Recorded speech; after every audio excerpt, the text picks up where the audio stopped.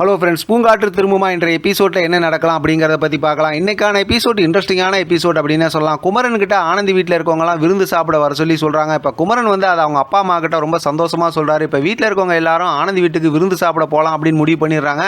அடுத்து வந்து அவங்க பெரியமா இருக்காங்களா, அவங்கள்ட்டையும் கேட்குறாங்க. அவங்க நாங்களாம் வரல அப்படிங்கிற மாதிரி சொல்லிடுறாங்க. இப்போ குமரனோட ஃபேமிலியில் இருக்கவங்க எல்லாருமே ஆனந்தி வீட்டுக்கு விருந்து சாப்பிட கிளம்பிடுறாங்க.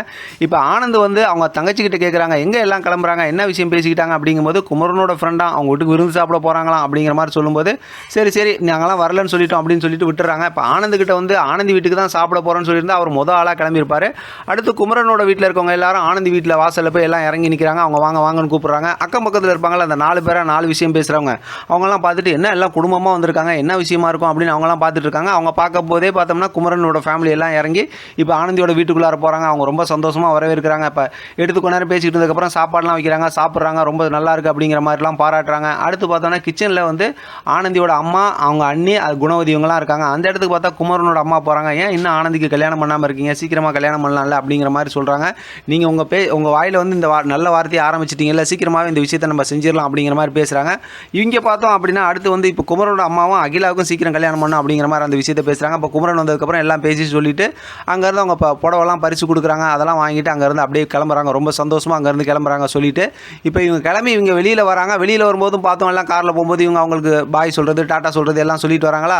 அப்போ அந்த 4 பேர் 4 விதமாக பேசுகிறவங்க அவங்களும் எல்லாம் பார்த்துக்கிட்டு இருக்காங்க. எங்கே போனாங்க வந்தாங்க, எல்லாம் தட்டோடு வராங்க அப்படிங்கிற மாதிரி இவங்களே முடிவு பண்ணி இது பண்ணிக்கிட்டு இருக்காங்க. இப்போ இவங்கெல்லாம் இந்த விஷயம் பேசி முடிச்சதுக்கப்புறம் பார்த்தோம் அப்படின்னா வீட்டுக்கு வந்ததுக்கப்புறம் குமரனோட அப்பா ரொம்ப யோசனையோடு இருக்கார்.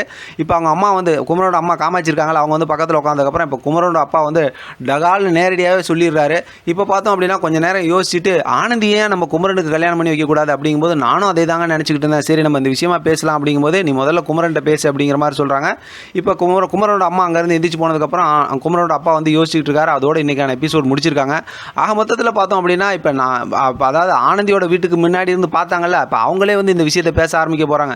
அதாவது ஆனந்திக்கு வந்து இப்போ தான் வந்து டிவோர்ஸ் ஆனிச்சு, அதுக்குள்ளார பார்த்தா மாப்பிள்ளை பார்த்துட்டாங்க, மாப்பிள்ளை வீட்டிலேருந்து வந்து பார்த்துட்டு போனாங்க, கல்யாணம் ஆரம்பிக்கிறாங்க அப்படின்னு சொல்லி இப்போ சுற்றி இருக்கவங்க பேசியே பார்த்தா குமரன் ஆனந்திக்கு கல்யாணம் நடக்க போகுது. ஆனால் இதில் என்ன ட்விஸ்ட்டுனா, இவங்களுக்கு ஏற்கனவே கல்யாணம் ஆணிச்சிங்கிற விஷயத்தை மறைச்சி கல்யாணம் பண்ண போகிறாங்களா, அந்த மாதிரி ஒரு சுச்சுவேஷனில் தான் வந்து வீரா வந்து உள்ள என்ட்ரி கொடுப்பாரா, இல்லை வேறு எப்படி கதையை கொண்டு போவாங்க அப்படிங்கிறது தெரியல. எது எப்படியோ பார்த்தா இதுக்கு இடையில ஆனந்தியை தான் விரும்புகிறாங்க அப்படிங்கிற விஷயம் தெரிஞ்சு அவங்க பெரியமா என்ன மாதிரி வில்லத்தனம் பண்ணுவாங்கன்னு தெரியல.